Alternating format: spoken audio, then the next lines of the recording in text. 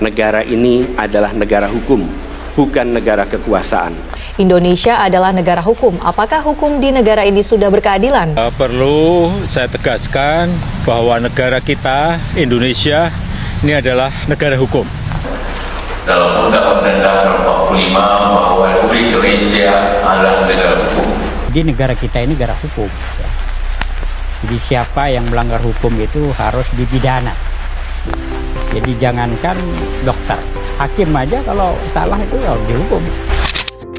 Konstitusi adalah hukum, tapi nggak semua hukum itu konstitusi. Undang-undang adalah konstitusi, tapi nggak semua konstitusi itu undang-undang. Faktanya, sahabat Benny, hidup kita ini diatur oleh konstitusi. Misalnya, bagaimana kita bernegara, di umur berapa kita dapat KTP, apakah kita bisa dapat bantuan pemerintah, dan banyak lagi hal lainnya yang diatur oleh konstitusi ini. Nah, makanya kita sebagai masyarakat penting banget buat paham tentang konstitusi. Jadi di video kali ini kita akan cari tahu lebih dalam tentang konstitusi. Adanya negara undang-undang yang hukum tertulis, masyarakat tuh cuma menggunakan hukum adat atau kesepakatan bersama untuk dijadikan sebuah aturan agar bisa hidup berdampingan secara harmonis. Gak ada tuh undang-undang TNI, undang-undang ITE, atau sejenisnya.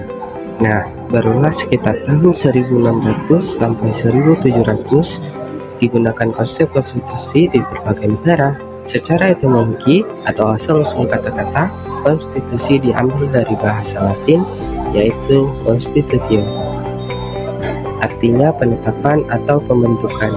Sekitar abad ke-14, kata constitutio diserap ke dalam bahasa Inggris dan bahasa Prancis kuno menjadi constitution, yang mengacu pada hukum dan sistem pemerintah. Dalam penggambarannya, konstitusi terbagi menjadi dua bagian. Yang pertama, konstitusi klasik yang merujuk pada aturan-aturan dalam masyarakat berbentuk kesepakatan atau aturan adat tidak terdokumentasi secara formal, cenderung absolut, dan terciptanya sebelum abad ke-18. Beberapa contoh konstitusi klasik diantaranya: 1. Hammurabi di Mesopotamia sekitar 1750 sebelum Masehi.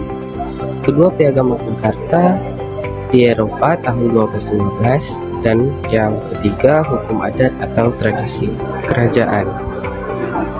Kedua, yaitu konstitusi modern. Konstitusi modern adalah konsep hukum yang lahir sekitar abad ke-18, berisi dokumen hukum tertinggi yang mengatur sistem pemerintahan suatu negara berdasarkan prinsip-prinsip demokrasi, supremasi hukum, dan hak asasi manusia. Beberapa contoh konstitusi: yang pertama, konstitusi modern adalah Konstitusi Amerika Serikat tahun 1787. Kedua, konstitusi Jerman tahun 1949. Dan yang ketiga, konstitusi Indonesia pada tahun 1942. Berdasarkan bentuknya, konstitusi terbagi menjadi dua bagian. Yang pertama, konstitusi tidak tertulis, yaitu suatu aturan yang tidak terdapat dalam satu dokumen resmi, berasal dari tradisi, budaya, dan kebiasaan politik.